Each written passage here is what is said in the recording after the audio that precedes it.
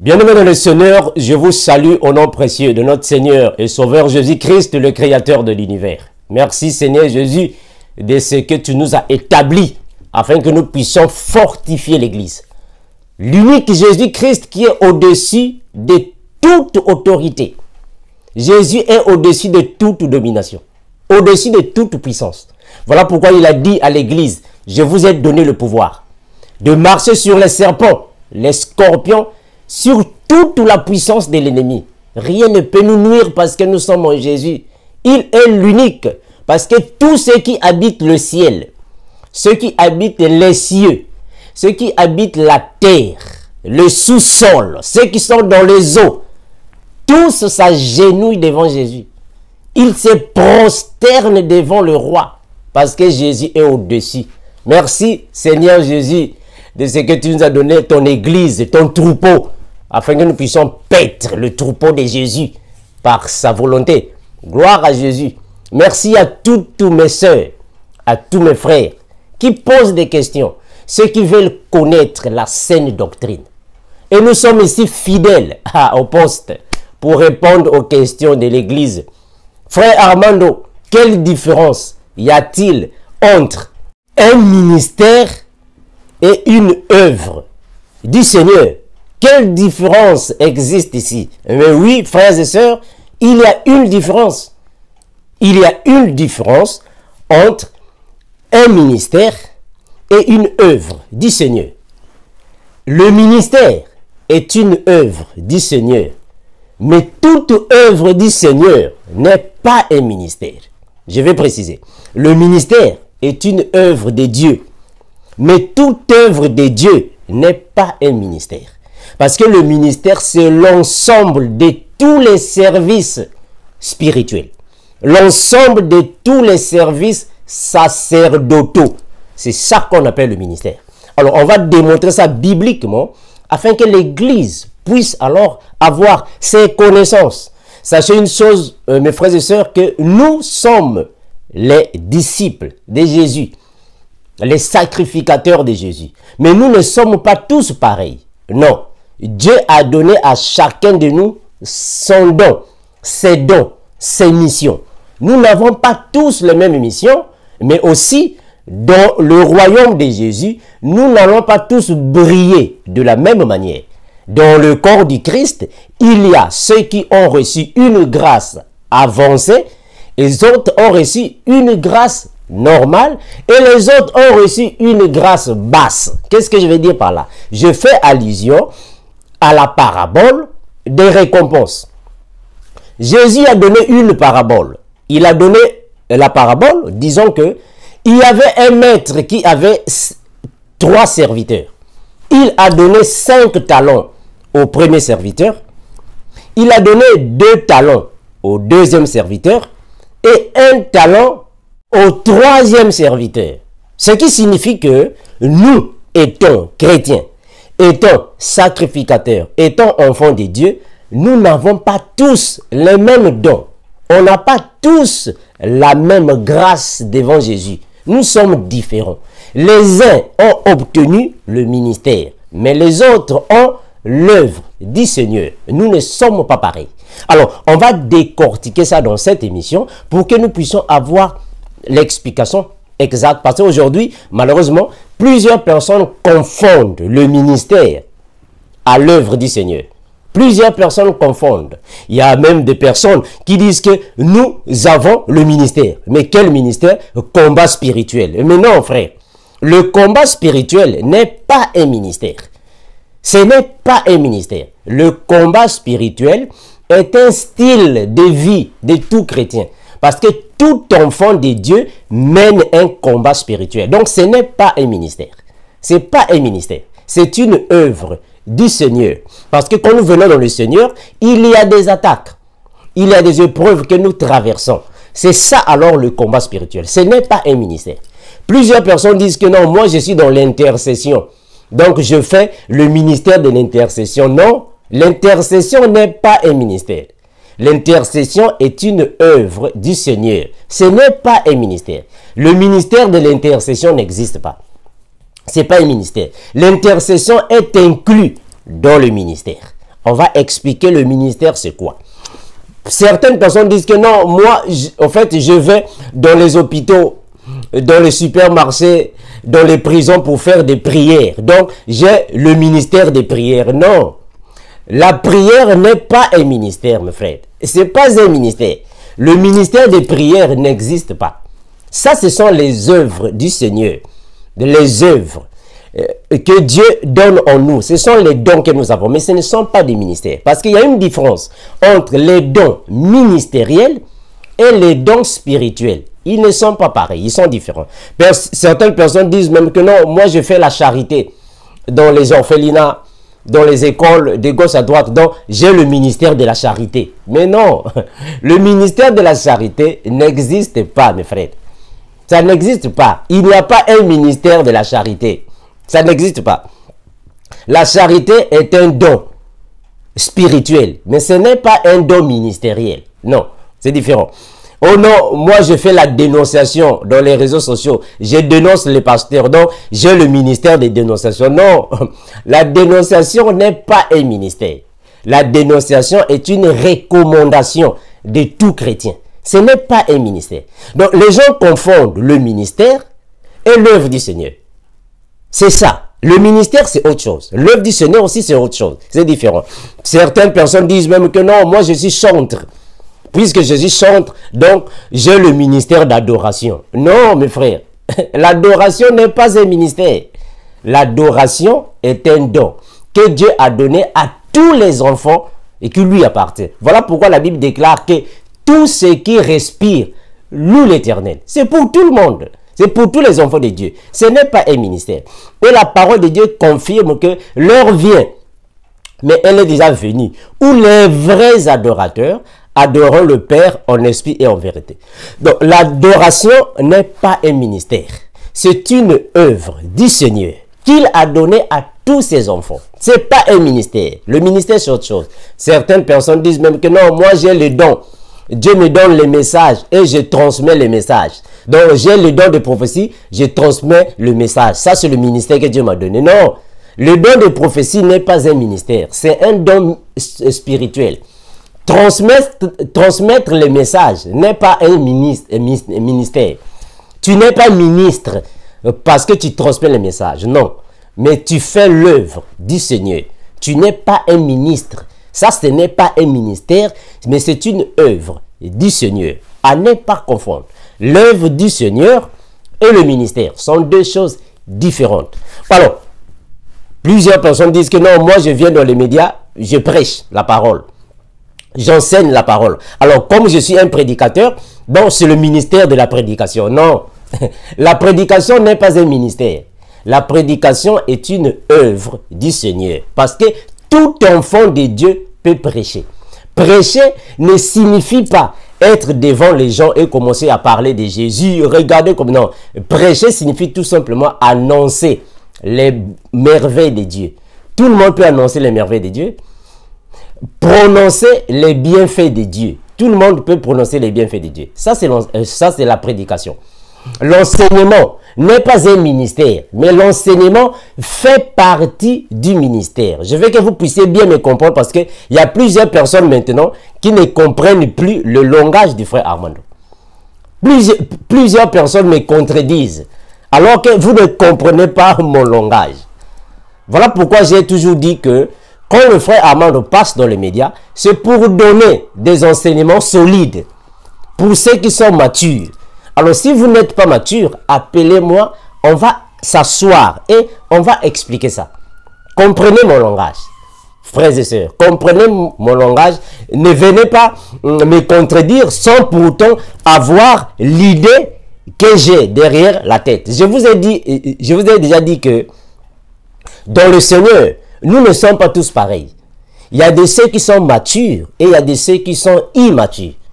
Alors, quand déjà un mature passe à la télé et donne les enseignements, vous qui êtes encore immature, ne partez pas si vite à le contredire parce qu'il sait de quoi il parle. Appelez-le, on va s'asseoir avec la Bible et les versets bibliques et on va les étaler. C'est alors que vous allez comprendre parce que la télévision est un problème de temps.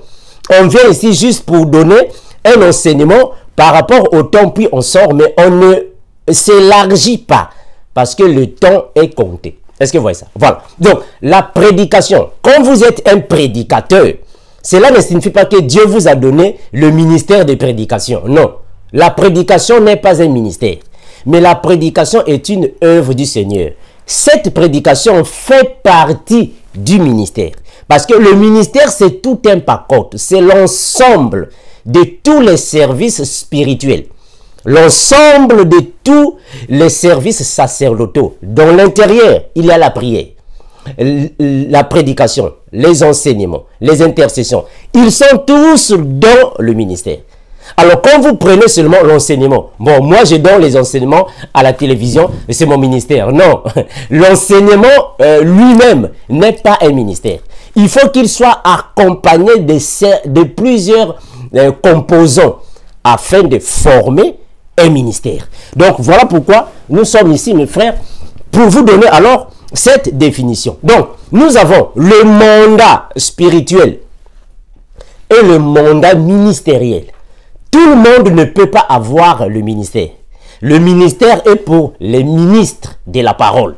C'est pour eux, le ministère. Ce n'est pas pour tout le monde. Le ministère n'est pas pour tous les chrétiens. Non. Le ministère est pour un certain nombre de personnes. Mais l'œuvre du Seigneur, c'est pour tous les chrétiens. Parce qu'il faut savoir qu'il y a une différence entre un homme de Dieu et un serviteur de Dieu. Un ministre est un homme de Dieu parce qu'il exerce un ministère. Mais celui qui exerce une œuvre du Seigneur, il est serviteur de Dieu. Si c'est une femme, elle est servante de Dieu. Parce qu'une femme ne peut pas avoir un ministère. Mais la femme a une œuvre de Dieu. Le ministère n'est pas fait pour les femmes. Mais le ministère est fait pour les hommes et non pour les femmes. Là, je suis dans Éphésiens chapitre 4, le verset 8. Dieu a donné, le Seigneur Jésus a donné les dons ministériels aux hommes et non aux femmes. Malheureusement, aujourd'hui, il y a maintenant des faussetés. On voit des femmes qui viennent là pour, oh non, je suis apôtresse. Non, une apôtresse n'existe pas. Apôtresse n'existe pas parce que ça, c'est un don ministériel qui avait été donné aux hommes. Oh non, je suis une pastoresse. Non, non, non, la pastoresse n'existe pas. Nous avons des pasteurs. C'est pour les hommes. Alors, le frère Armando va expliquer dans cette vidéo la différence qui existe entre le ministère et l'œuvre du Seigneur. Et je vous l'ai toujours dit, et je vais continuer de vous le répéter, que je suis disponible pour des partages bibliques en direct comme en privé. Nous sommes ici pour l'Église. Si vous avez un problème de compréhension par rapport à ce que le frère Armando vient étaler ici dans les médias, appelez-moi.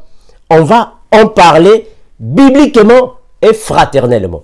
Merci Seigneur Jésus pour tout. Nous allons prier et on va en parler. Prions au nom de Jésus. Père, nous te remercions infiniment de ce que tu fortifies tes enfants. Tu nous as donné le ministère. Merci Seigneur Jésus. Et tu as donné l'œuvre à certaines personnes parce que nous tous, nous partenons à toi, tous ceux qui ont reçu ta sémence divine. Merci Seigneur Jésus. Ouvre les cœurs de tous ceux qui ne comprennent pas ta parole afin qu'ils viennent dans la saine doctrine. Aide-nous Seigneur Jésus-Christ de transmettre, car moi qui ne connais rien, moi qui ne connais que peu Seigneur Jésus, il n'y a que toi qui peux ajouter en moi afin que je puisse transmettre à ton église et que tes enfants connaissent ta volonté, ta profondeur. Merci Seigneur Jésus. Bénis, garde, protège. Nous te remercions infiniment. Bénis tous mes frères du GEC, la mission doctorale que tu m'as donnée. Merci Seigneur Jésus. Bénis toutes les sœurs du GEC, celles que tu m'as données pour travailler avec moi dans ce ministère. Bénis, garde, Père Tout-Puissant. Et tous ceux qui accompagnent nos émissions, soient avec eux, Père, afin qu'ils comprennent ta parole. Garde, protège, Seigneur Jésus, ton puissant nom, nous avons su prier. Et nous disons, au nom du roi des rois Jésus, merci. Amen. Que signifie le ministère? Quelle différence existe-t-il entre le ministère et une œuvre de Dieu? Quelle différence alors existe parmi ces deux expressions? Mes frères et sœurs, nous comprenons que le ministère, c'est l'ensemble de tous les services spirituels que Dieu donne à son serviteur. l'ensemble de tous les services sacerdotaux que Dieu a donnés à Moïse et Moïse a transmis à Aaron. C'est ça le ministère. Mais nous comprenons que le ministère a commencé depuis le ciel. Parce que c'est Dieu, le Père. Je parle de Jésus-Christ qui est le Père. C'est Dieu le Père, Jésus-Christ, qui est venu sur la terre avec le ministère. Parce que les ministères ont commencé là-bas au ciel. Voilà pourquoi Jésus est roi. Mais il a aussi ses serviteurs, les anges, les archanges, les chérubins. Ce sont les serviteurs de Jésus. Et c'est lui qui a commencé avec le ministère. Ça, c'est le ministère. Le ministère, c'est l'ensemble de tous les services sacerdotaux. C'est ça qu'on appelle le ministère parce que Jésus-Christ est premièrement le ministre par excellence. Il est à la fois docteur, apôtre, prophète, évangéliste et pasteur. Jésus. Parce que nous avons 5 ministères. Nous avons 5 ministères, mes frères. Dans la saine doctrine, il n'y a que 5 ministères. On ne peut pas dépasser les 5 ministères. Nous n'avons que 5 parce que 5, c'est le chiffre de la grâce. Ah, je ne vais pas aller très loin pour approfondir parce que 5 signifie tout simplement les 5 pierres de David. Donc nous avons 5 ministères. 5 ministères dans le Seigneur. Mais qui sont ces 5 ministères? Et ces 5 ministères, Dieu n'a pas donné ces 5 ministères à tous les chrétiens, à tous ses enfants, non. Il a donné ça à un certain nombre de personnes. Alors, quels sont les ministères dont je fais allusion? Nous allons prendre alors Éphésiens, chapitre 4, le verset 8. On va commencer au verset 8 afin que ça soit encore clair à l'église. C'est pourquoi il est dit, étant monté en haut, il a émené des captifs et il a fait des dons aux hommes. De qui partit? De Jésus. De Jésus. Il a fait des dons aux hommes. Ça, ce sont les dons ministériels. C'est pour les hommes. C'est Jésus qui a donné les dons aux hommes. Je continue. Il a fait des dons aux hommes. Or, que signifie descendu? Or, que signifie il est monté? Sinon, qu'il est aussi descendu dans les régions inférieures de la terre. Celui qui est descendu, c'est la même, ou c'est le même qui est monté au-dessus de tous les cieux, afin de remplir toutes choses. Et il a fait des dons.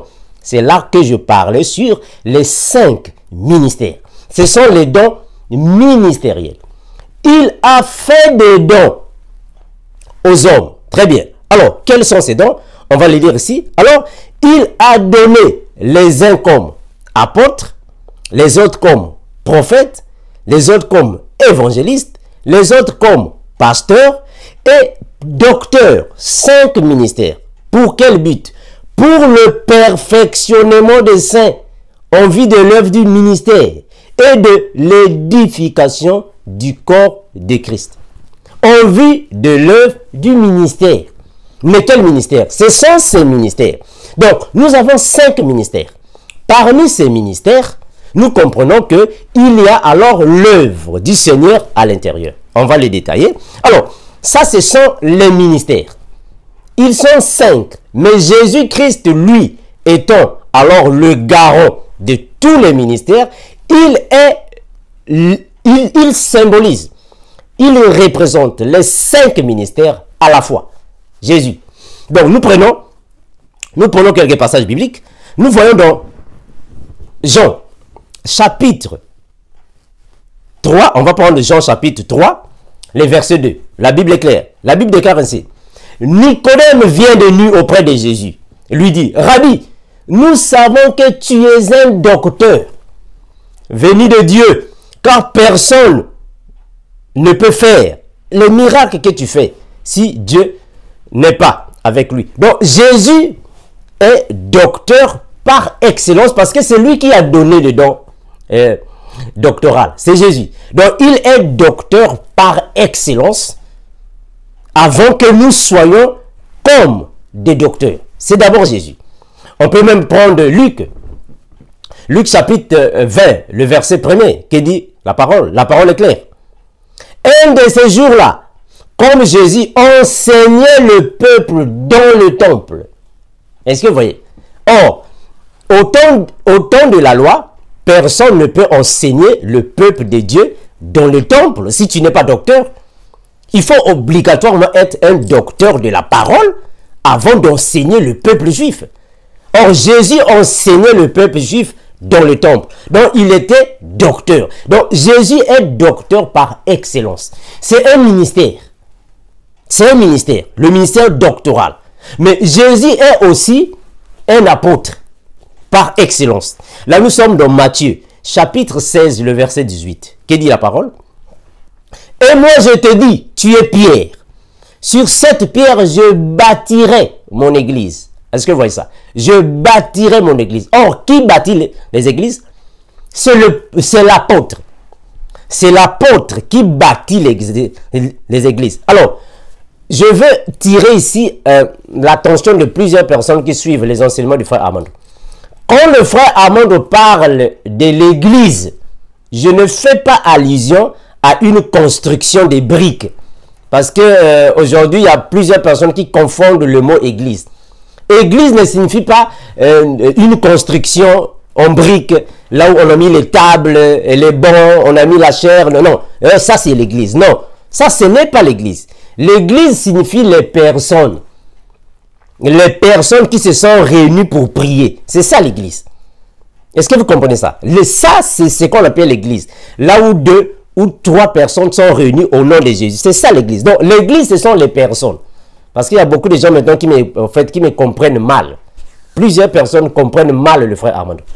Malheureusement. Alors, je bâtirai mon église.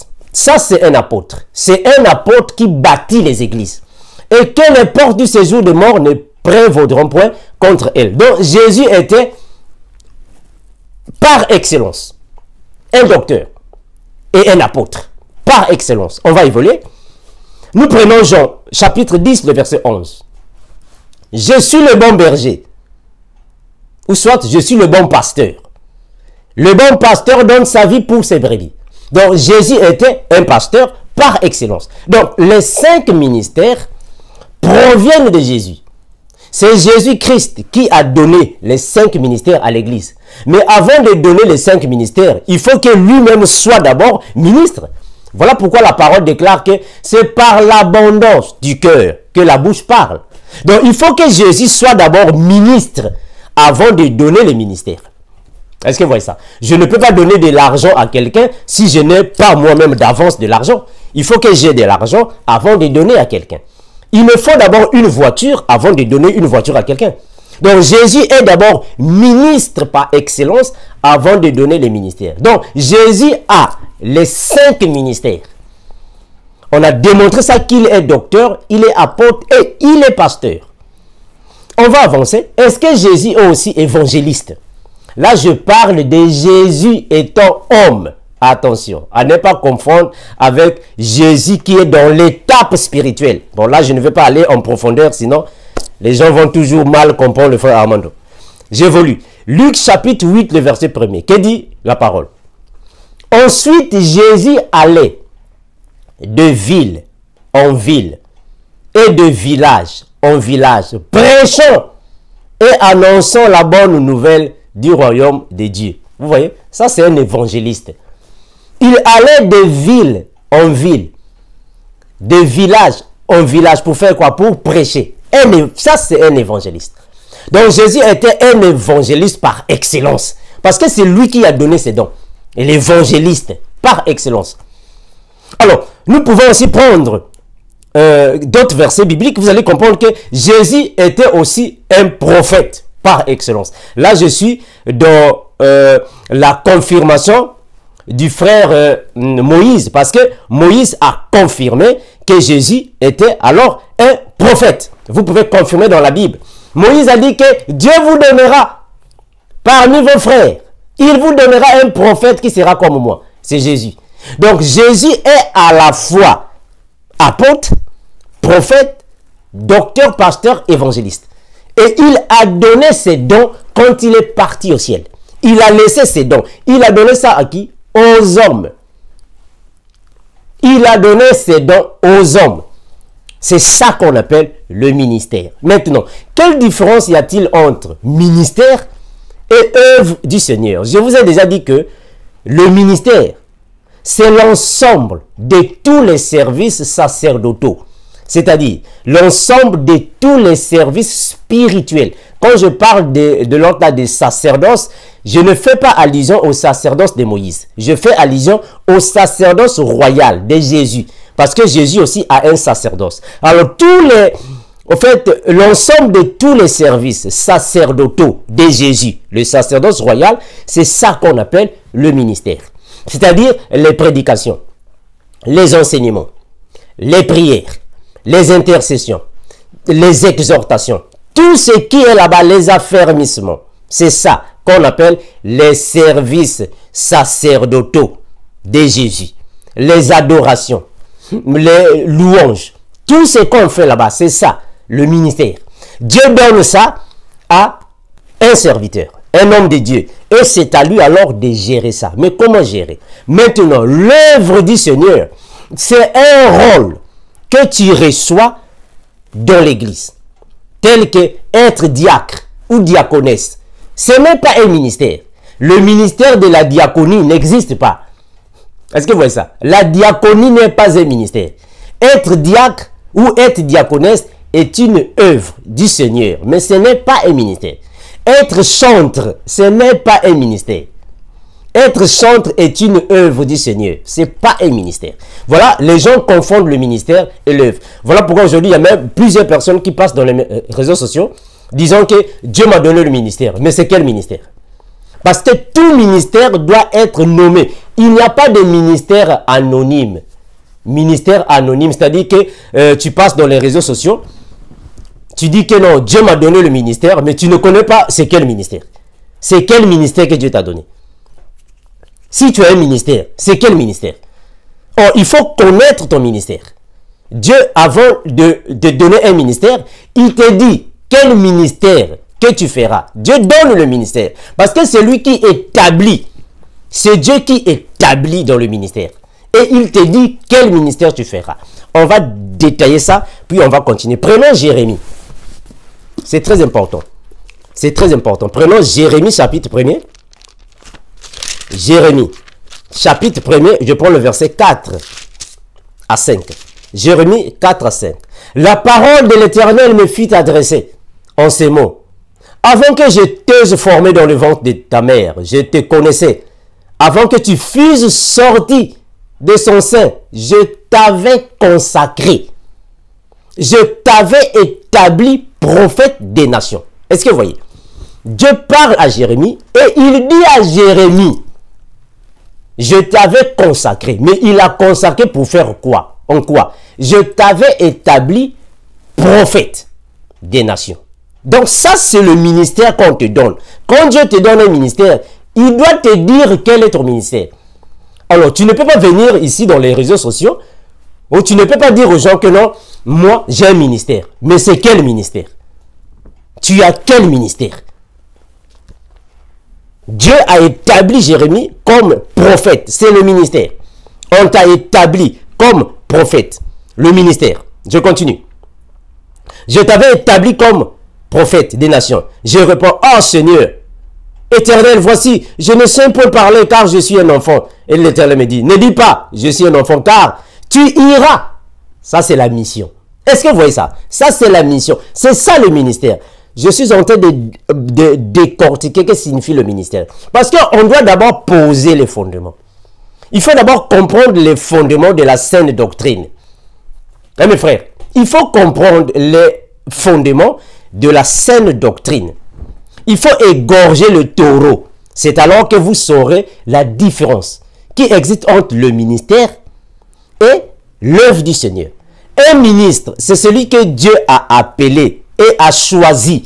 Je viendrai avec une vidéo pour vous déterminer, vous décortiquer la différence qui existe entre un appelé et un élu de Dieu. Ils sont différents. Ils ne sont pas pareils. Et Dieu peut t'appeler, mais Dieu ne t'a pas élu.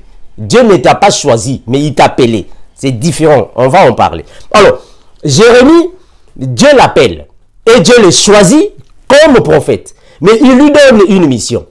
Un prophète, ou soit un ministre, doit avoir une mission. Quelle est la mission de Jérémie? Le verset 5, qui déclare la parole. Alors, voici, l'Éternel dit, ne dis pas que tu es un enfant, car tu iras vers tous ceux auprès de qui je t'enverrai, et tu diras ce que je t'ordonnerai. Ça, c'est la mission. Donc, un ministre, c'est celui que Dieu a apparu, Dieu t'a parlé, Dieu t'a donné ton ministère. Il faut que Dieu te dise quel ministère. Et Dieu doit te donner le message. Et il doit te donner la mission. Ah, là, on dira que tu es un ministre. Tu as un ministère. Parce que tu connais d'abord ton ministère, c'est quoi? Ta mission, c'est quoi? Et le message, c'est quoi? Tu dois connaître ça. Ça, c'est un ministre. Alors, tu ne peux pas venir, sinon, Dieu m'a donné le ministère. Mais c'est quel ministère? Tu ne connais pas le ministère. Non? Donc, ce n'est pas un ministère. C'est une œuvre de Dieu que tu fais, pas un ministère. C'est différent. Le ministère, tu dois connaître quel ministère. On va prendre l'apôtre Paul, ce qu'il a dit, afin que nous puissions alors progresser. Que dit l'apôtre Paul? Nous sommes dans 2 Timothée, chapitre 1er, le verset 11 à 12. Que dit la parole? La parole dit ainsi: c'est pour cet évangile que j'ai été établi prédicateur et apôtre. Est-ce que vous voyez ça? Dieu a établi Paul comme apôtre, chargé d'instruire les païens. C'est son ministère. Dieu lui a donné un ministère. Quand Dieu apparaît, ou soit quand Dieu t'apparaît, il doit te donner ton ministère, le rôle que tu feras, la mission et le message. Alors tu ne peux pas venir, non, moi Dieu m'a donné un ministère. Mais c'est quel ministère? Tu dois connaître ton ministère. Quel ministère? L'apôtre Paul dit que Dieu m'a établi apôtre. Parce que c'est son ministère. Aujourd'hui, il y a plusieurs personnes qui ont honte. Ou soit ils ont peur de dire leur ministère. C'est que Dieu leur a donné. Mais non. Il ne faut pas avoir honte de ton ministère. Un chrétien ne peut jamais avoir honte de son ministère. Non. Il faut dire aux gens le ministère que Dieu t'a donné. Il ne faut pas avoir honte. Si tu n'as pas un ministère, mais tu as une œuvre du Seigneur, il faut dire aux gens que je suis serviteur de Dieu. Je suis une servante de Dieu. Voilà. C'est ça. C'est l'œuvre que Dieu t'a donnée. Il ne faut pas avoir honte de ça. Donc, Paul avait été établi comme apôtre. Et il n'a pas honte de ça. C'est un apôtre. Ça, c'est son ministère. Je continue. Et c'est à cause de cela que je souffre ces choses. Mais j'en ai point honte. Je n'ai pas honte de ça. Non. Mes frères, on ne peut pas être au fait dans l'effroi. On ne peut pas avoir peur. On ne peut pas avoir la frayeur des gens. Non. Quand Dieu t'a donné un ministère, sois sûr de ce ministère, c'est Dieu qui l'a donné. C'est comme moi, Armando. Dieu m'a donné le ministère doctoral. Je suis un docteur de la parole. Je n'ai pas honte de ça. C'est mon ministère que Dieu m'a donné. Dieu m'a donné le message. L'enlèvement de l'Église. Le message de la fin des temps. Le livre de l'Apocalypse. Dieu m'a dit, va là-bas, enseigne l'Église. Ça, c'est le message que Dieu m'a donné. Ça, c'est la mission que Dieu m'a donnée. De parler à l'Église. Préparer l'Église. Enseigner l'Église. Pour l'enlèvement. Parle l'Église, l'enlèvement de l'Église. Ils iront auprès du Père. Parle-leur sur l'enlèvement. L'eschatologie, l'Apocalypse. Va enseigner l'Église. Je suis docteur de la parole. Je n'ai pas honte de ça. Je n'ai pas honte de ça. Je n'ai pas aussi peur de ça. Parce que c'est le ministère que Dieu m'a donné. Alors, comment est-ce que tu as peur? Comment est-ce que tu as honte de dire aux gens que je suis pasteur? Il ne faut pas avoir honte. C'est le ministère que Dieu t'a donné. Tu ne peux pas avoir peur ou honte des gens de dire que je suis évangéliste. Non. C'est Dieu qui t'a donné le ministère. Hein, frère? Dieu t'a donné le ministère. Il ne faut pas avoir honte. Moi, je n'ai pas honte du ministère que Dieu m'a donné. Je n'ai pas honte. Et je le dis tout haut. fièrement, parce que c'est Dieu qui me l'a donné. Et personne ne peut ravir ça de ma main. Parce que c'est lui qui me l'a donné. Il m'a dit, va enseigner mon église. Voilà, je n'ai pas honte de ça. Docteur de la parole, Armando. Docteur de la parole, c'est mon ministère. Je n'ai pas honte de dire ça. Je n'ai pas aussi peur de dire ça. Parce que c'est l'Éternel qui m'en avait donné. Je n'ai pas peur, je n'ai pas honte de dire. C'est à cause de cela que je souffre ces choses. Mais j'en ai point honte. Car je sais en qui j'ai cru. Ah oui, moi je sais en qui j'ai cru, en Jésus-Christ. C'est lui qui domine toutes les autorités. Et je suis persuadé qu'il a la puissance et il me l'a donné. Voilà Jésus, de garder mon dépôt jusqu'à ce jour. Très bien. Donc l'apôtre Paul confirme son apostolat, son ministère. Il n'a pas honte de ça. Enfin, il ne faut pas avoir honte. Il ne faut pas avoir honte de ton ministère. Tu es un ministre de la parole. Il ne faut pas avoir honte. Si tu es un pasteur, il faut dire aux gens, je suis un pasteur. Il ne faut pas avoir honte de ça. C'est ton ministère que Dieu t'a donné. Si réellement Dieu t'a donné ce ministère, il ne faut pas avoir honte. Je suis évangéliste. Il ne faut pas avoir honte. Il faut dire ça. Tu es évangéliste. C'est ton ministère. Pourquoi tu as honte de ça? Plusieurs personnes ont honte de ça. Non. Non. Moi, je n'ai pas honte de ce que Dieu m'a donné.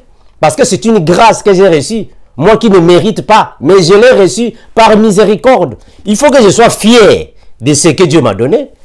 Frère Armando. Ah oui, docteur de l'évangile. Je suis fier de ça. Parce que ce n'est pas un homme qui peut te donner le ministère. Non. C'est Dieu qui donne le ministère. Ce n'est pas un homme qui peut te consacrer pour être dans le service. Non. C'est Jésus qui te consacre pour être dans le service. Donc c'est lui qui nous a donné. Et il a dit dans la parole, si tu as honte de moi, moi aussi j'aurai honte de toi. Tu ne peux pas avoir honte de Jésus. Non. Il ne faut pas avoir honte de Jésus. Donc il y a plusieurs serviteurs de Dieu qui viennent dans les médias, qui disent que Dieu m'a donné le ministère. Mais eux-mêmes, ils ne savent pas quel est leur ministère. Dieu t'a donné le ministère, mais c'est quel ministère? Il faut dire le ministère. On t'a donné le ministère. Quel ministère? Comment est-ce que tu ne connais pas ton ministère? Prenons 2 Timothée, chapitre 4, le verset 5. Que dit la parole? C'est clair. La parole déclare ainsi. Mais toi, sois sobre en toutes choses. Supporte les souffrances.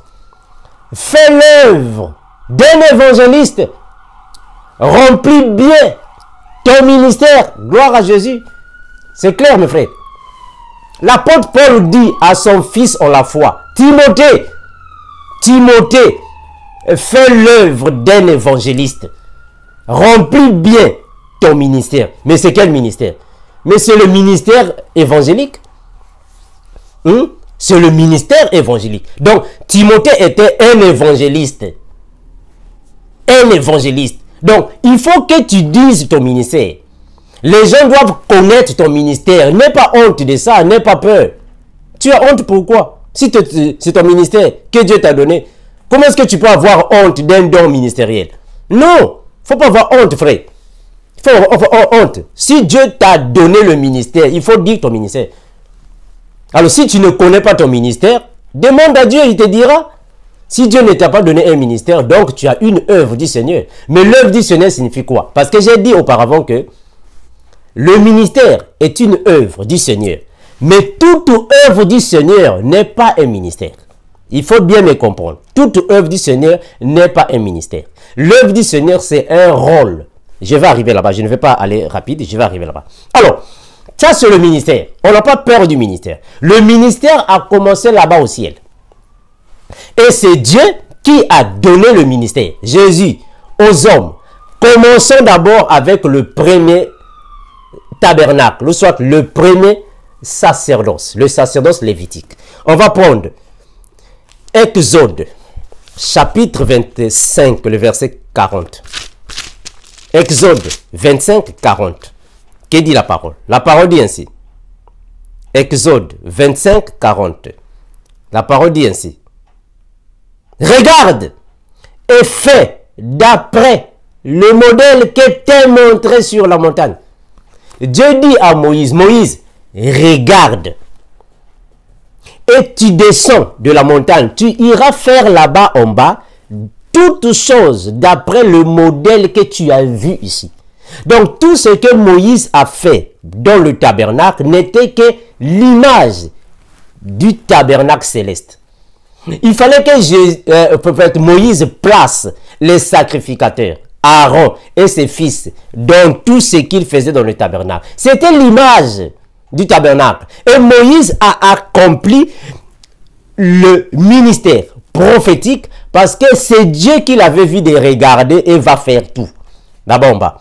Prenons Exode 28. 28 verset 1er. Que dit la parole? Fais approcher de toi Aaron, ton frère, et ses fils, et prends-les parmi les enfants d'Israël pour les consacrer à mon service dans le sacerdoce. Est-ce que vous voyez? Dans le sacerdoce. Aaron et les fils d'Aaron. Vous pouvez continuer la lecture. Ici, la Bible nous parle sur la consécration d'Aaron. Dieu dit à Moïse, prends Aaron et ses fils. Tu dois les consacrer avant d'aller dans le service, dans le sacerdoce. Pourquoi? Mais parce qu'ils vont faire les services sacerdotaux. Tous les services sacerdotaux qu'ils feront, c'est ça qu'on appelle le ministère. Donc le ministère, c'est l'ensemble de tous les services sacerdotaux que Dieu donne à son serviteur, mais il ne peut pas travailler à seul. Dans le ministère, on n'est pas seul. Malheureusement, aujourd'hui, plusieurs personnes passent dans les réseaux sociaux et disent que Dieu m'a donné un ministère. Dieu m'a donné un ministère, j'ai un ministère. Mais tu travailles avec qui? Tu travailles avec... Dans le ministère, on ne peut pas être seul. On ne peut pas travailler à seul dans un ministère. Non. On ne peut jamais. Dans le ministère, on est toujours accompagné des compagnons, des services. Il n'y a pas un ministère seul. Non, moi je suis seul, je suis dans mon coin. Je n'aime pas être ensemble avec les autres. Dieu m'a donné un ministère, je suis pour mon nom. Dans le ministère, mes frères, on n'est jamais seul. Le ministère, c'est un ensemble de tous les services sacerdotaux, tous les services spirituels. Tu ne peux pas faire ça seul. Il faut que tu aies les compagnons des services. Même Dieu le Père, est-ce que vous voyez? Même Dieu qui est là-bas dans le ciel, il n'est pas seul. Est-ce que Dieu est seul? Non. Dieu a les anges, il a des archanges, il a des chérubins, il n'est pas seul. Mais que servent alors les anges, les archanges et les chérubins? Ils ont des rôles. Ils ont des rôles. Ils ont des rôles. Les anges ont des rôles. Voilà, Dieu ne peut pas avoir un ministère, ou soit un sacerdoce ou un tabernacle seul. Il est seul dans le tabernacle. Non, non. C'est la même chose avec le ministère. Jésus, quand le Seigneur Jésus est venu ici sur la terre, il a rempli son ministère.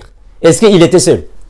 Non. Jésus, avant de commencer son ministère, il fallait qu'il soit alors avec l'autre là, ses serviteurs. Il doit choisir, il doit appeler et choisir, parce qu'il y a une différence. Être appelé et être choisi sont deux choses différentes. On va expliquer ça dans une vidéo. Jésus a appelé les disciples et il a choisi les apôtres. Parce qu'il ne peut pas être seul dans le ministère. Dans le ministère, on n'est jamais seul. Il faut qu'il ait les compagnons des services. On va prendre Luc chapitre 8, le verset 2. Parce que je ne peux pas seulement être verbal. Il faut que je donne des versets bibliques afin que vous compreniez là où je suis. Luc 8, 2 à 3. Luc 8, 2 à 3. Que dit la parole? Les 12 étaient avec lui et quelques femmes qui avaient été guéries d'esprits malins et des maladies. Marie de Magdala, laquelle était sortie 7 démons. Jeanne, femme de Chouza, intendant d'Hérode, Suzanne et plusieurs autres qui l'assistaient à leur bien. Le Seigneur Jésus, quand il a commencé son ministère, quand il a exercé son ministère, il n'était pas seul. Parce que dans le ministère, on ne peut jamais être seul. On ne peut jamais être un ministre solitaire. Non, moi je suis seul, je travaille seul. Dieu m'a donné le ministère. Non, dans le ministère, on n'est jamais seul. On a toujours les compagnons des services. Le Seigneur Jésus, dans son ministère, il avait d'abord les 12 apôtres et les disciples. Parce que parmi les disciples, il y avait aussi des femmes qui étaient là. Les femmes faisaient l'œuvre du Seigneur et les apôtres faisaient le ministère apostolique. Vous voyez maintenant là où il y a la différence? C'est ici que je vous parle que il y a une différence entre le ministère et l'œuvre du Seigneur. Les apôtres de Jésus faisaient le ministère apostolique. Jésus leur entraînait pour commencer avec le ministère apostolique. Mais Marie de Magdala, Marie la mère de Jésus, Suzanne et les autres femmes, elles ne faisaient pas le ministère apostolique, mais elles faisaient l'œuvre du Seigneur. Est-ce que vous voyez? Elles faisaient l'œuvre du Seigneur, pas le ministère. Parce qu'il y a une différence. Alors, dans le ministère, on ne peut jamais être seul. Dans le ministère, il faut être accompagné des serviteurs de Dieu que Dieu te donnera pour travailler avec eux. C'est ça le ministère. On va évoluer. On va évoluer. Alors, prenons Actes des Apôtres. Là, maintenant, je suis en train de décortiquer le ministère. Le ministère. Actes des Apôtres, chapitre 4. Actes, chapitre 4, le verset 42. Ou soit, prenons, c'est mieux. Acte 2, voilà. Acte 2, 42. Acte 2, 42, qui nous dit la parole de Dieu, là-bas. Acte chapitre 2, le verset 42. Pour que nous puissions savoir, dans le ministère apostolique, qu'est-ce que les apôtres faisaient. Acte 2, 42. La Bible déclare ainsi. Ils persévéraient dans l'enseignement des apôtres, la communion fraternelle, la fraction du pain et les prières. Est-ce que vous voyez? C'est ça que j'étais en train de dire, que dans le ministère, il y a des services spirituels à faire. Il y a des services sacerdotaux à faire. Attention, quand je parle de sacerdotaux, je l'ai toujours dit. Sacerdoce signifie tout simplement le sacerdoce. Le sacerdoce, c'est l'ensemble des services d'un culte, c'est-à-dire l'ensemble des services. Alors, dans le ministère apostolique, les apôtres de Jésus faisaient ceci. Les enseignements. Les apôtres de Jésus enseignaient le peuple. Il y avait les enseignements qu'ils donnaient. La communion fraternelle. La fraction du pain. Et les prières.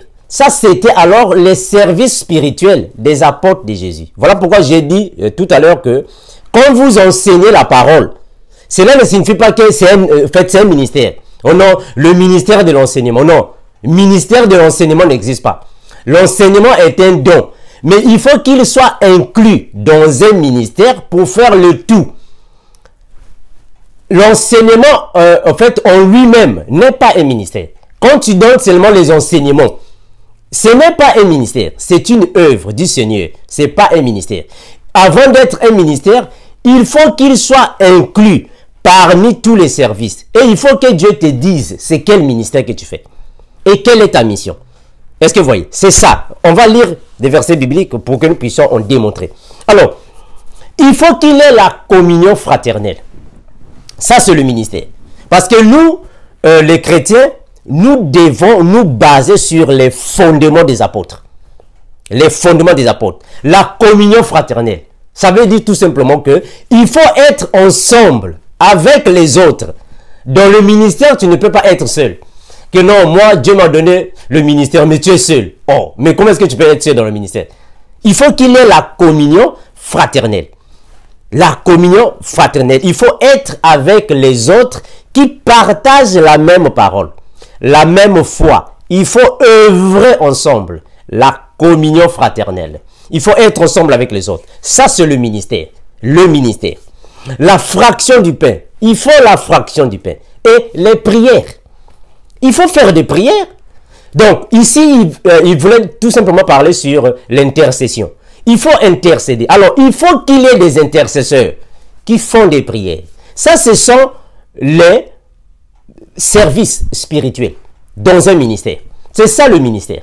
Alors, si vous êtes là seulement pour des prières, c'est seulement pour des prières, ce n'est pas un ministère. Ce n'est pas un ministère. C'est une œuvre du Seigneur. Ce n'est pas un ministère. Alors, si vous êtes là seulement pour les enseignements, seulement les enseignements, ce n'est pas un ministère. Non, parce qu'il n'est pas complet. Le ministère doit être complet. Si vous enseignez seulement, ce n'est pas un ministère. Non, parce que le ministère de l'enseignement n'existe pas. c'est le don de l'enseignement, mais pas le ministère de l'enseignement. Si vous prêchez, ce n'est pas un ministère. La prédication n'est pas un ministère. La prédication est un don. Alors, vous ne pouvez pas faire, en fait, vous ne pouvez pas être ministre à cause de la prédication seulement. Non, le ministère doit être le complet. Il faut qu'il ait tous les composants du ministère, afin que vous soyez un ministre de la parole. Il faut que tous les composants soient présents, pas seulement la prédication, pas seulement la prophétie. Non, moi je donne les prophéties. Dieu me donne les messages, je transmets les messages. C'est un ministère. Non, ce n'est pas un ministère. C'est une œuvre de Dieu, mais ce n'est pas un ministère. Parce que dans le ministère, il faut que vous sachiez c'est quel ministère. Est-ce qu'il y a un ministère des messages? De partager les messages. Comme certains frères qui partagent les messages dans les réseaux sociaux, tels que WhatsApp, Facebook. Vous partagez les messages, gloire à Jésus. Mais ce n'est pas un ministère. Partager les messages dans WhatsApp, ou soit sur WhatsApp si vous voulez, n'est pas un ministère. C'est une œuvre du Seigneur. Ce n'est pas un ministère. Dans le ministère, il faut que vous sachiez quel est le nom du ministère. Alors, si vous partagez les messages sur WhatsApp, c'est quel ministère? Comment s'appelle ce ministère-là? Le ministère de partager les messages. Non, ça n'existe pas. Ça n'existe pas. C'est une œuvre du Seigneur, mais pas un ministère. Pas un ministère. Une œuvre du Seigneur. Alors, on va continuer. Prenons Romains. Romains chapitre 16, le verset 21 à 22. Que dit la parole? Timothée, mon compagnon d'œuvre. Est-ce que vous voyez ce que l'apôtre Paul dit? L'apôtre Paul dit que Timothée est son compagnon d'œuvre. Voilà pourquoi je vous ai parlé sur les compagnons des services. Dans un ministère, on ne peut jamais, mes frères, on ne peut jamais être seul dans un ministère. Et Dieu là-bas au ciel, il n'est pas seul. Il est là avec les anges, les archanges, les chérubins. Jésus-Christ n'a pas exercé son ministère seul, non. Il faut qu'il ait les apôtres, les hommes et les femmes qui accompagnaient Jésus. Il n'était pas seul. Donc, il n'y a pas un ministère que tu es seul. Oh non, moi je suis pasteur, mais je suis seul. Oh, mais comment est-ce que tu peux être pasteur, mais tu es seul? Alors qu'un pasteur, c'est celui qui doit paître le troupeau. Maintenant, si tu n'as pas le troupeau, comment est-ce que tu es pasteur? Il faut que tu aies un troupeau pour paître. Hein, frère? C'est comme si quelqu'un disait que non, moi je suis apôtre. Oh, mais est-ce que tu bâtis les églises? Un apôtre, c'est celui qui bâtit les églises. Bâtir les églises, je ne fais que rebondir sur mes paroles parce qu'aujourd'hui, le frère Armand est mal compris. Plusieurs personnes ne comprennent plus ce que le frère Armand dit. Quand je dis de bâtir une église, je ne fais pas allusion de prendre les sacs de ciment, les briques. Et non, c'est pas ça. Bâtir une église signifie tout simplement prêcher la parole, enseigner la parole, regrouper, rassembler des frères et des sœurs, leur parler de Jésus. C'est ça, bâtir une église. Alors, un apôtre, il bâtit les églises de ville en ville, de village en village, de pays en pays. Ça, c'est un apôtre. Apôtre de Jésus. C'est lui qui est apôtre. Alors, on ne peut pas être apôtre tant qu'il n'y a pas la communion fraternelle. Comment est-ce que tu es apôtre, mais tu n'as pas, tu n'as pas une communion fraternelle? Tu es seul. Non. Non, mes frères. Non, raisonnons au moins, ça n'a pas de sens. Je ne peux pas être docteur de la parole alors qu'il n'y a pas de fidèles pour entendre les enseignements. Mais non, finalement, je suis docteur en quoi? Avant d'être docteur de la parole, il faut qu'il y ait des frères et des sœurs qui vont écouter les enseignements. Alors, s'il n'y a pas de frères et de sœurs, je suis docteur de la parole. Oh, mais qui t'écoute? Qui t'écoute? C'est comme dans le gouvernement, mes frères. Le gouvernement, il y a un président et les ministres. C'est la même chose avec le gouvernement céleste. Nous avons Jésus et les ministres. Alors, tu ne peux pas être ministre des sports alors qu'il n'y a pas des athlètes. Tu n'as pas des athlètes. Comment est-ce que tu es ministre des sports? Avant d'être ministre des sports, tu dois avoir des athlètes. Il faut qu'il y ait des karatékas, les judokas, les joueurs. Ah, là, je suis ministre des sports. Est-ce que vous voyez ça? Tu ne peux pas être ministre de l'éducation ou soit ministre de l'enseignement.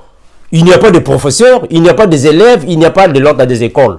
Mais tu es ministre de l'enseignement comment? Or, il faut qu'il y ait des professeurs, des écoles, des élèves. Alors, je suis ministre de l'éducation. Voilà, parce que tu diriges les gens. Alors toi, tu viens là. Non, moi, Dieu m'a donné le ministère. Mais tu as quel ministère? Non, je suis prophète. Mais est-ce que tu as des compagnons de service? Qui sont tes compagnons de service? Oh non, moi je suis pasteur. Tu es pasteur. Voilà. Maintenant, quel est le troupeau que tu paies? Il faut avoir un troupeau. Tu ne peux pas être pasteur sans troupeau. Mes frères, non. Avant d'être pasteur, il faut que tu aies d'abord le troupeau. C'est alors que tu confirmes le pastorat. Voilà. Avant d'être un docteur, il faut que tu aies d'abord une assemblée que tu diriges. Je suis docteur parce que je dirige une assemblée. Avant d'être un évangéliste, il faut que tu aies d'abord, mes frères, une assemblée que tu diriges. Attention, je ne fais que rebondir sur mes mots. Quand je parle de l'assemblée, je ne vais pas dire qu'il faut qu'il y ait une maison qu'on a bâtie avec des briques, on a mis des tables, bon. Non, mes frères, c'est pas ça. Une assemblée signifie tout simplement un rassemblement de personnes qui t'écoutent. C'est ça l'assemblée, mes frères. Il y a des choses qui sont faciles à comprendre. On doit toujours revenir au lait spirituel. Non, mes frères, c'est facile. Une église est une assemblée. Une assemblée, c'est un rassemblement de personnes qui sont assis quelque part. Peu importe l'endroit, mes frères, peu importe l'endroit, ils sont là. Dieu les a donnés pour que tu puisses le paître. C'est comme le GEC. Le GEC est une assemblée. C'est une église parce que les frères et sœurs sont partout dans le monde pour accompagner les enseignements du frère Armando. C'est une assemblée. Eh mes frères, c'est facile à comprendre. Facile à comprendre. Gloire à Jésus. Nous avons le frère bienvenu. Gloire à Jésus. Merci Seigneur parce que tu m'as donné les compagnons de service. Merci Seigneur. Ça, ce sont les compagnons de service. Le frère est bienvenu.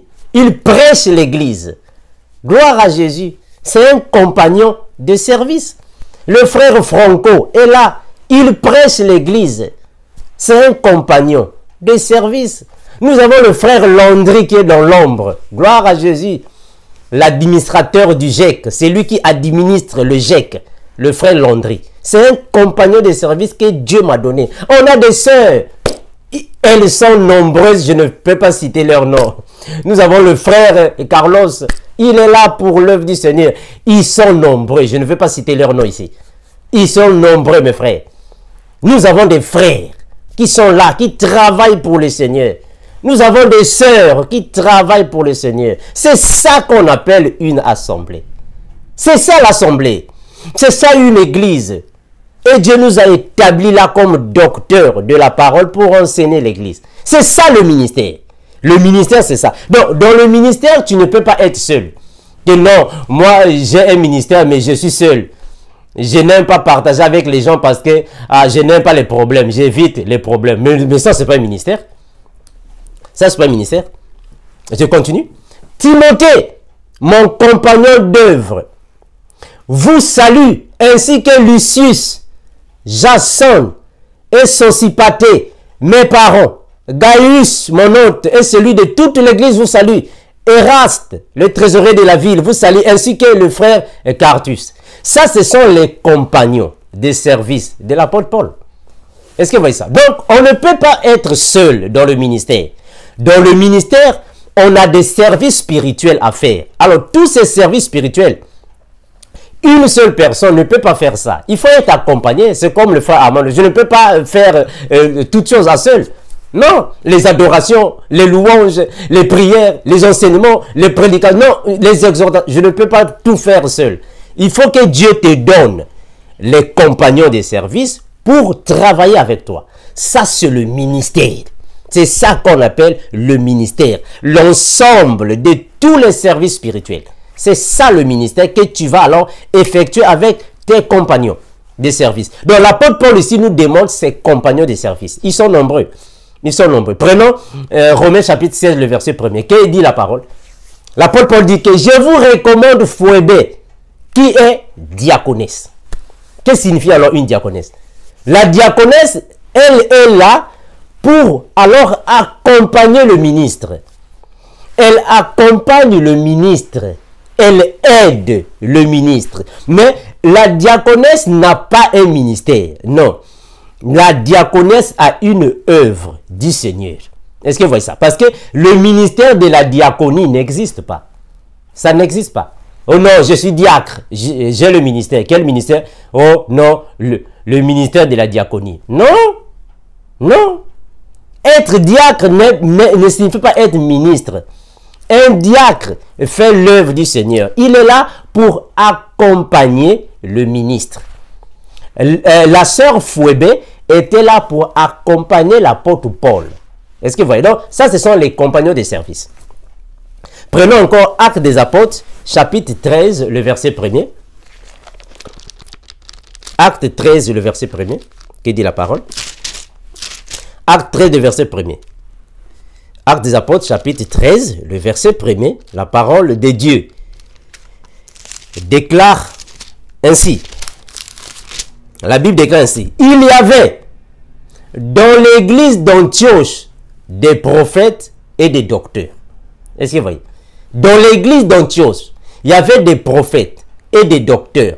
Barnabas, Simon, appelé Niger, Lucius de Cyrène, Manaen, qui avait été élevé avec Hérode le tétrarque, et Saul. Pendant qu'ils servaient le Seigneur dans leur ministère et qu'ils jeûnaient, le Saint-Esprit dit, mettez-moi à part Barnabas et Saul pour l'œuvre à laquelle je les ai appelés. Est-ce que vous voyez? Donc, l'apôtre Paul n'a pas œuvré seul. Non, dans le ministère, on a toujours les compagnons de service parce qu'il y a plusieurs choses à faire dans le ministère. On ne peut pas tout faire en fait seul. Il faut qu'il y ait les compagnons des services. C'est ça qu'on appelle le ministère. L'ensemble de tous les services. Je ne fais que répéter ça afin que vous puissiez savoir la différence. Le ministère, c'est l'ensemble de tous les services divins, les services spirituels, ou soit les services sacerdotaux que Dieu donne à son serviteur. Mais quand Dieu te donne, il faut que tu saches c'est de quel ministère s'agit-il. Tu ne peux pas seulement dire que Dieu m'a donné le ministère. J'ai un ministère, mais c'est un ministère anonyme. On ne connaît pas c'est quel ministère. Est-ce que c'est le ministère prophétique? C'est le ministère apostolique? C'est le ministère pastoral? C'est le ministère doctoral? Ou le ministère évangélique? Il faut être précis. Que Dieu m'a donné le ministère Y. Ah là, on saura c'est de quel ministère que tu parles. Ça, c'est le ministère. Prenons Timothée. Timothée 2, 4, 5. Timothée 2, 4, 5. Que dit la parole? La Bible est claire là-dessus. Je suis encore en train de décortiquer le ministère. Après, je vais parler sur l'œuvre du Seigneur, c'est quoi? 2 Timothée. Afin que nous puissions jumeler ça avec les autres. 2 Timothée 4, 5. 2 Timothée 4, 5. Que dit la parole? 2 Timothée 4, 5. La Bible déclare ainsi. Mais toi, sois sobre en toutes choses. Supporte les souffrances. Fais l'œuvre d'un évangéliste. Remplis bien ton ministère. Est-ce que vous voyez? Donc Timothée était un évangéliste. Donc ça, c'est son ministère. Alors, tu ne peux pas dire que Dieu m'a donné un ministère. Mais c'est quel ministère? C'est quel ministère? Il faut préciser le ministère. Ça, c'est le ministère de Timothée. On peut même voir dans 2 Timothée 4, 9, 21. On peut voir aussi 9, 21, ça va nous servir. 9, 21. Viens au plus tôt vers moi, Timothée, car Démas m'a abandonné pour amour pour le siècle présent. Et il est parti pour Thessalonique. Crescent est allé en Galatie. Tite est en Dalmatie. Luc seul est resté avec moi. Ça, ce sont les compagnons de service de Paul. Paul n'a pas travaillé seul. Il a eu des compagnons de service. Ça, ce sont ses compagnons de service. 2 Timothée chapitre 4, le verset 9. Je vais descendre jusqu'au verset 21 afin que vous compreniez mieux. Vous pouvez lire ça à la maison pour ne pas prendre beaucoup de temps. Je vais seulement lire le verset 9. Démas m'a abandonné et il est parti pour Thessalonique. Démas m'a abandonné pour amour pour le siècle présent et il est parti pour Thessalonique. Crescent est allé en Galatie. Tite en Dalmatie. Luc est est avec moi. Prends Marc et amène-le avec toi, car il m'est utile pour le ministère. Est-ce que vous voyez? Il m'est utile pour le ministère. Quel ministère? Quel est le ministère de l'apôtre Paul? C'est le ministère apostolique. Est-ce que vous voyez? Il m'est utile pour le ministère. Donc, dans le ministère, on ne peut jamais être seul. Jamais. Dans le ministère, on est toujours accompagné des frères et des sœurs. Parce qu'il y a plusieurs services à faire. Ça, c'est le ministère. Alors, si vous êtes là seulement en train de partager les messages sur Facebook, sur YouTube, ça, c'est pas un ministère. Non, ça, c'est une œuvre du Seigneur, c'est pas un ministère. Si vous êtes là seulement pour donner les messages prophétiques, Dieu m'a donné un message, je vais donner le message à X, je vais donner le message, ça, c'est pas un ministère. Ça, c'est une œuvre du Seigneur, c'est pas un ministère. Si vous êtes là dans le combat spirituel, Dieu m'a donné un ministère, le combat spirituel n'est pas un ministère. C'est une œuvre du Seigneur, c'est pas un ministère. Dans le ministère, il y a des services spirituels et tu ne peux pas être seul. Je pèse mes mots et je répète les mêmes mots afin que vous compreniez que dans le ministère, on n'est jamais seul. On a toujours les compagnons des services parce qu'il y a plusieurs activités que Dieu te donnera de faire.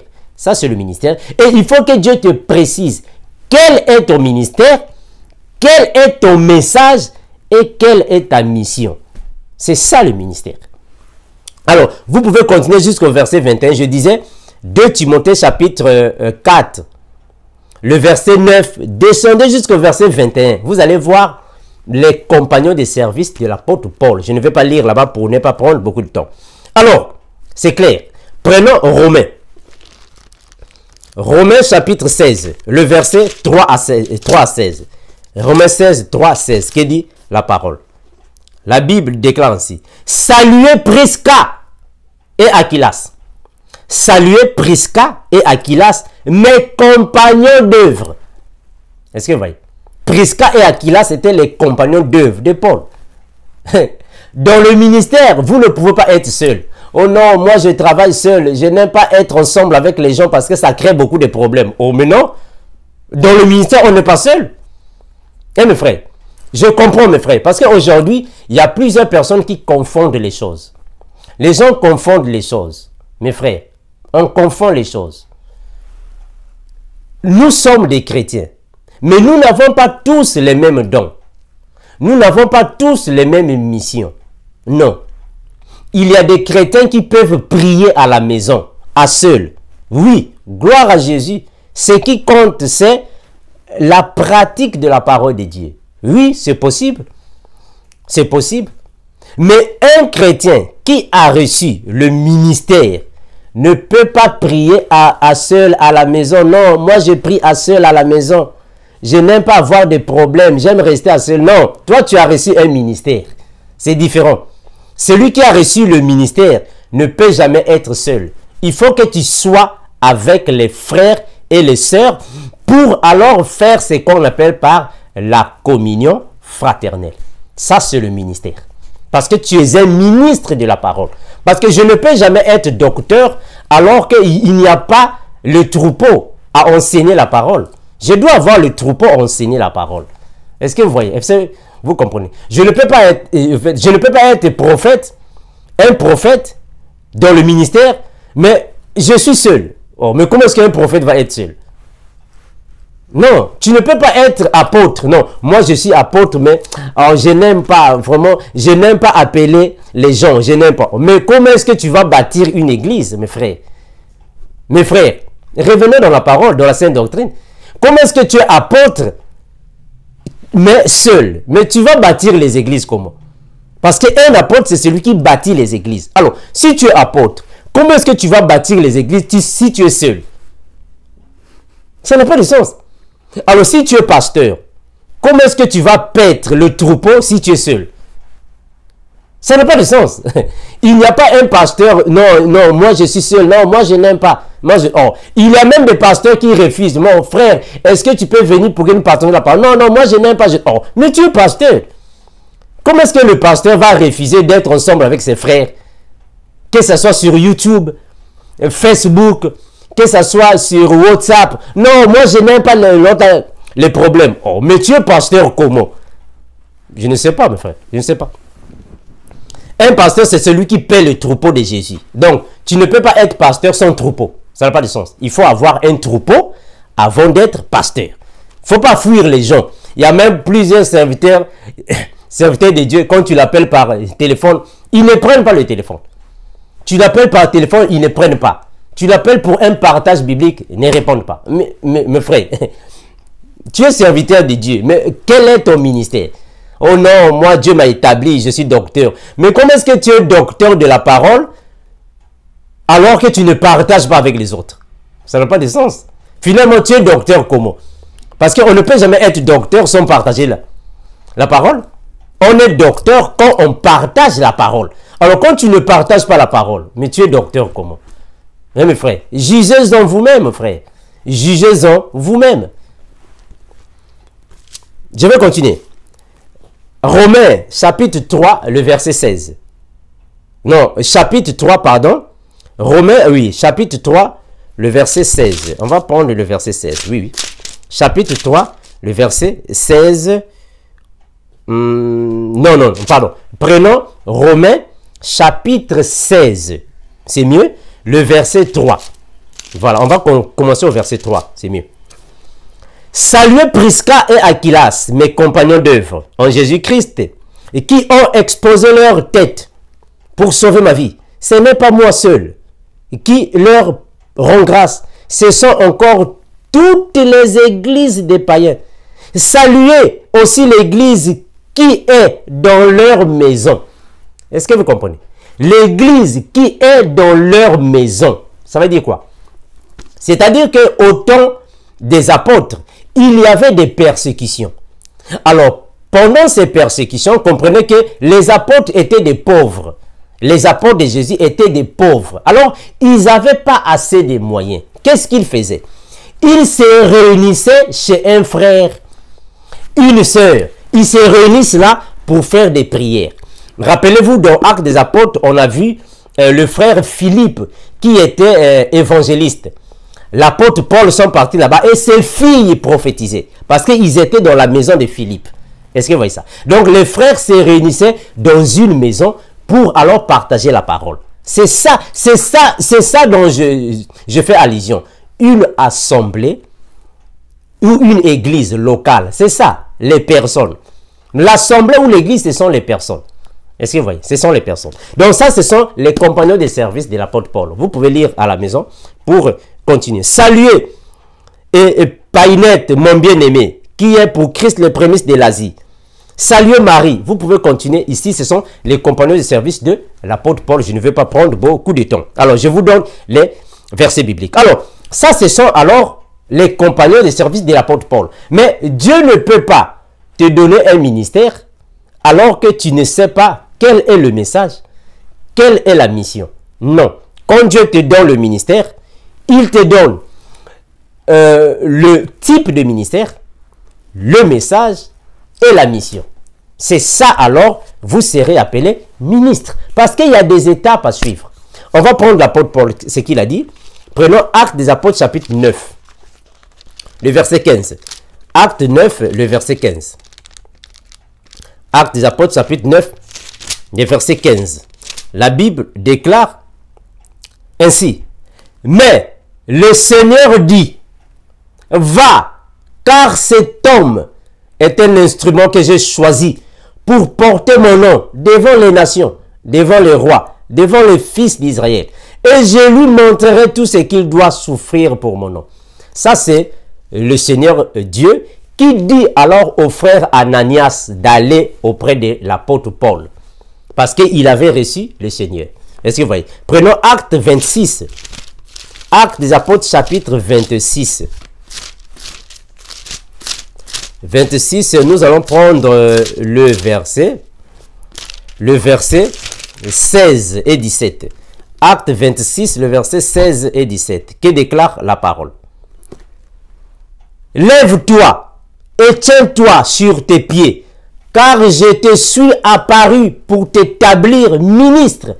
Ça, c'est Dieu qui dit à l'apôtre Paul. Lève-toi, tiens-toi sur tes pieds, car je te suis apparu pour t'établir ministre et témoin des choses que tu as vues et de celles pour lesquelles je t'apparaîtrai.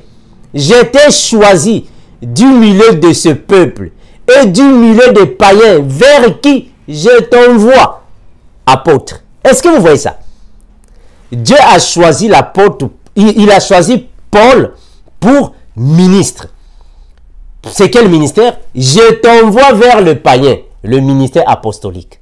Est-ce que vous voyez? Il envoie vers les païens pour bâtir les églises, vers les païens, le ministère apostolique. Est-ce que vous voyez? Je t'envoie vers les apôtres, mais pour faire quoi? Pour faire quoi? Vers qui je t'envoie afin que tu leur ouvres les yeux pour qu'ils passent des ténèbres à la lumière, de la puissance de Satan à Dieu, pour qu'ils reçoivent par la foi en moi le pardon des péchés et l'héritage des sanctifiés. Est-ce que vous voyez? Ça, c'est un ministre. Est-ce que vous voyez ça? Dieu dit à l'apôtre Paul, il lui donne d'abord le ministère. Il dit que tu es un ministre, je vais t'envoyer. Or, on ne peut qu'envoyer pour bâtir des églises, un apôtre. Et on lui donne la mission. Tu iras pour ouvrir les yeux des païens, afin qu'ils quittent des ténèbres à la puissance, c'est-à-dire de l'ignorance à la connaissance. Ça, c'est la mission de Paul. Ça, c'est le message de Paul. La mission de Paul et le ministère de Paul. Est-ce que vous voyez? Ça, c'est le ministère. Alors, toi, tu viens, tu nous dis que Dieu m'a donné le ministère. Mais c'est quel ministère? C'est quel ministère? Quel est le ministère que Dieu t'a donné? Quel est le message que Dieu t'a donné? Et quelle est la mission que Dieu t'a donnée? Ces trois choses doivent faire partie, mes frères. Tant que Dieu ne vous a pas donné un ministère, parce qu'il faut savoir c'est quel ministère, c'est quel message, c'est quelle mission. C'est alors que vous saurez si c'est un ministère ou si c'est une œuvre de Dieu que tu fais. C'est clair, mes frères, c'est facile. Alors, prenons 1 Timothée 1. Qui dit la parole? Paul, apôtre de Jésus-Christ, par ordre de Dieu, notre Sauveur, et de Jésus-Christ. Est-ce que vous voyez ça? C'est clair. Donc, un ministre, c'est celui qui connaît son appel. Le ministre connaît quel ministère que Dieu m'a donné. Si c'est un ministère apostolique, donc tu es un apôtre. Un apôtre. Si c'est un ministère pastoral, tu es un pasteur. Si c'est un ministère évangélique, tu es un évangéliste. Un ministère prophétique, tu es un prophète. Un ministère doctoral, tu es un docteur. Donc, il faut connaître ton ministère. Il ne faut jamais dire que Dieu m'a donné le ministère. Dieu merci pour le ministère. Mais c'est quel ministère? C'est quel ministère? Or, tu ne peux pas avoir un ministère anonyme. Non, il faut déterminer le ministère. Ça, c'est le ministère. Maintenant, j'ai fini avec le ministère. Nous sommes ici. S'il y a des questions, venez nous les poser. On va répondre. Alors, qu'est-ce que signifie alors une œuvre du Seigneur? Je vous ai déjà dit, mes frères et sœurs, que l'œuvre du Seigneur signifie un rôle que Dieu te donne dans le corps du Christ. C'est un rôle que Dieu te donne. Mais l'œuvre ne signifie pas un ministère. Aujourd'hui, si tu partages les messages, ce n'est pas un ministère. C'est une œuvre du Seigneur. Ce n'est pas un ministère. Comme plusieurs personnes pensent que non, moi je suis chantre. Être chantre, c'est le ministère des chantres. Non. Être chantre n'est pas un ministère. Non, moi je suis dans le combat spirituel. Oh, mais est-ce que le combat spirituel c'est un ministère? C'est pas un ministère.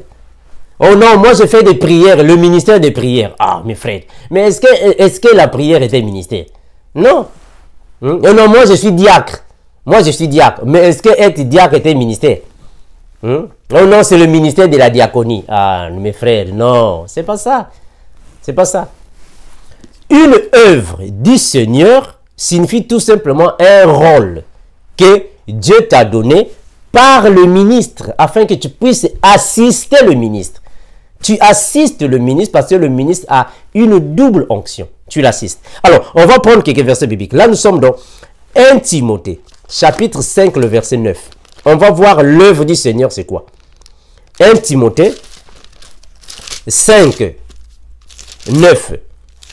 1 Timothée 5, 9. La Bible déclare ainsi: qu'une veuve pour être inscrite sur le rôle n'est pas moins de 60 ans qu'il ait été femme d'un seul mari, qu'elle soit recommandable par de bonnes œuvres, ayant élevé des enfants saints, secouru les malheureux, pratiquez alors, fils les jeunes veuves, car lorsque la volupté, vous pouvez continuer. Ça alors, ce sont les rôles.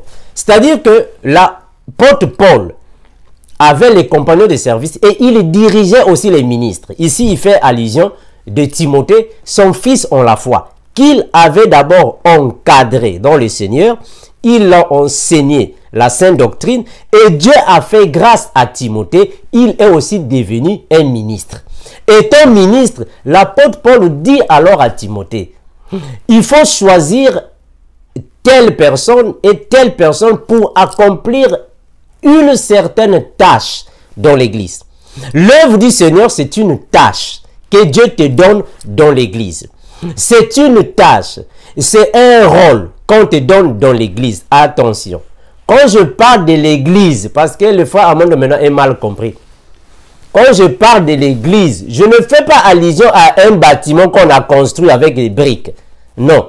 Quand je parle de l'église, je fais allusion à une assemblée. Là où il y a des personnes.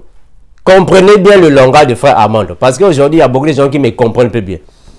Comprenez-moi bien, frère et sœurs. Donc, ça, ce sont les tâches, les rôles qu'on vous donne.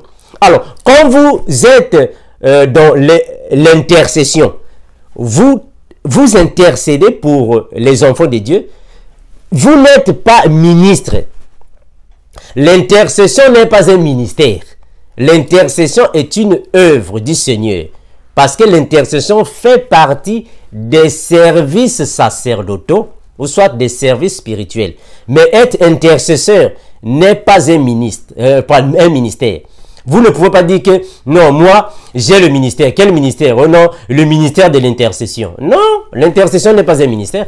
C'est une œuvre du Seigneur. Alors, on va encore prendre le verset 17. Et que les anciens qui dirigent bien soient jugés dignes d'un double honneur. Surtout ceux qui travaillent à la prédication et à l'enseignement. Est-ce que vous voyez bien? L'apôtre Paul dit à Timothée que les anciens dirigent bien soient en fait considérés. Vous pouvez continuer. Ceux qui travaillent dans l'enseignement et la prédication. Les anciens. C'est pour vous dire que être prédicateur ne signifie pas que vous avez le ministère. La prédication en elle-même n'est pas un ministère. La prédication est une tâche. C'est un don que Dieu te donne au service de l'Église. Avant que ça soit un ministère, il faut que Dieu vous donne le ministère complet. Parce qu'il n'y a pas le ministère de la prédication. Ça n'existe pas. Oh non, le ministère de la prédication. Ça n'existe pas. Oh non, le ministère de l'enseignement. Non, l'enseignement est un don. Ce n'est pas un ministère. La prédication est un don spirituel, pas un ministère. Le ministère, c'est l'ensemble de tous les services. Alors, il y a de ceux qui travaillaient dans la prédication et dans l'enseignement. Mais ils n'étaient pas des ministres. Des ministres, c'est différent, mes frères. C'est vraiment différent. C'est différent, il faut bien comprendre ça. C'est comme dans le GIEC. Nous sommes dans le GIEC. Dans le GIEC, c'est le frère Armand qui est ministre du GIEC. Le frère Bienvenu, c'est un prédicateur du GIEC. Mais il n'est pas ministre parce qu'il n'a pas un ministère. Le frère Franco n'est pas ministre. Il n'a pas un ministère. C'est un prédicateur. À ne pas confondre avec un ministère. Un ministre, c'est celui qui a reçu le ministère. Et Dieu doit te dire c'est quel ministère. Et quelle est ta mission. Quel est ton message. C'est lui qui est ministre. Est-ce que ça va? C'est clair. C'est clair, mes frères et sœurs. Nous sommes ici pour des questions. Alors, prenons Tite. Tite chapitre 3, chapitre 2. Le verset 3 à 5. Tite 2, 3 à 5. La Bible dit ainsi. Tite chapitre 2, le verset 3 à 5. Il dit que les femmes âgées doivent aussi avoir l'extérieur qui convient à la sainteté, n'être ni médisantes, ni à donner aux excès du vin, qu'elles doivent donner de bonnes instructions. Les femmes âgées doivent donner les bonnes instructions. Attention, ce n'est pas parce que l'apôtre Paul dit que les femmes doivent donner les bonnes instructions, alors les femmes aussi sont devenues des ministres. Non, non, ce ne sont pas des ministres. Les femmes ne sont pas des ministres, mais elles sont dans l'œuvre du Seigneur. Mais elles ne sont pas des ministres. Parce que tous les chrétiens ne peuvent pas être des ministres. Non, non, non, non, non. Non, le ministère n'est pas donné à tous les chrétiens. Tous les chrétiens ne peuvent pas avoir le don ministériel. Non, les chrétiens ont les dons spirituels. Là, je fais allusion à Joël, chapitre 2, le verset 28. Je répandrai mon esprit sur toute chair. Vos fils et vos filles prophétiseront. Ça, ce sont les dons spirituels. Ce ne sont pas les dons ministériels. À ne pas confondre, c'est différent. C'est différent, mes frères. Voilà, donc j'ai été clair. Nous sommes ici pour des questions afin que nous puissions aller bibliquement. Ceux qui ne comprennent pas mieux le frère Armando, je suis disponible pour répondre aux questions, pour faire des partages bibliques, que ce soit en direct ou en privé. Nous sommes ici pour la parole de Jésus. Le ministère, Dieu donne à qui il veut, quand il veut, comme il veut.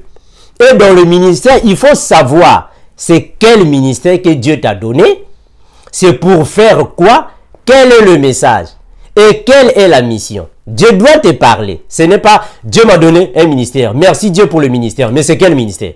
Il faut dire le ministère. C'est quel ministère? Vous avez quel ministère? Donc, parce que nous n'avons que 5 ministères. Alors, on ne peut pas dire que Dieu m'a donné le ministère. Mais c'est quel ministère?